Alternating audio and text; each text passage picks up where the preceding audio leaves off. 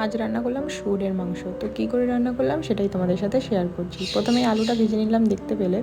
তো আলুটা ভেজে নেওয়ার পরে এখানে আমি মশলাটা কষিয়ে নেব। মশলাতে দিয়েছি শুকনো লঙ্কা, কাঁচা লঙ্কা, গোটা ধনে, গোটা জিরে, আদা, রসুন, এই কটা সব আমি একসাথে পেস্ট করে নিয়েছি। তো সেটাই আমি মশলা হিসেবে ব্যবহার করেছি। তারপরে দিয়ে দিলাম টমেটোটা দিয়ে এবার ভালোভাবে আমি কষে নেব। তো কষতে কষতে তোমাদেরকে একটা কথা শেয়ার করি। এই আমাদের এখানে না কারেন্ট চলে গেছিলো, সেই কারণে আমি মশলাটা শিলনোড়ায় বেটেছিলাম। তো দেখো আমার হয়ে গেছে মশলা কষানো। তো তারপরে আমি মাংসটা দিয়ে দিলাম। এটা কিসের মাংস বলো তো? এটা শুয়োরের মাংস।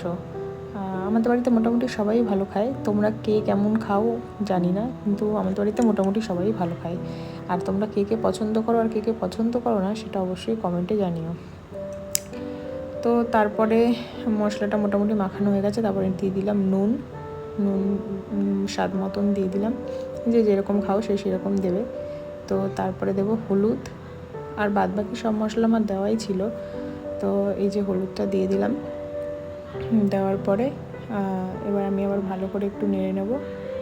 তো দেখো ভালোভাবে কষে নিতে হবে মাংসটা, না হলে কিন্তু সেদ্ধ হবে না। আর আমি দেখতে পাচ্ছ মাংসটা একদম ছোট ছোট করে পিস করে নিয়েছি, কারণ এই মাংসটা না মানে গলতে একটু টাইম লাগে। প্রেশার কুকারে আমি দিই না, আমরা কড়াইতেই মাংসটা করে খাই। হ্যাঁ, এই কারণে একটু ছোটো ছোটো করে পিস করে নিয়েছি। তো ওই যে চই দিয়ে দিয়েছি, চইটা যখন দিয়েছি তখন ভিডিওটা করা হয়নি, এই কারণে চইটা একটু উঁচু করে দেখিয়ে দিলাম। শ্বশুরমশাই খুবই চই খেতে ভালোবাসে। আর দিয়ে দিয়েছি এবার তোমার এই দেখো তেলটা ছেড়ে দিয়েছে কড়াইয়ের নিচে, অল্প অল্প লেগে গেছে দেখতে পাচ্ছ।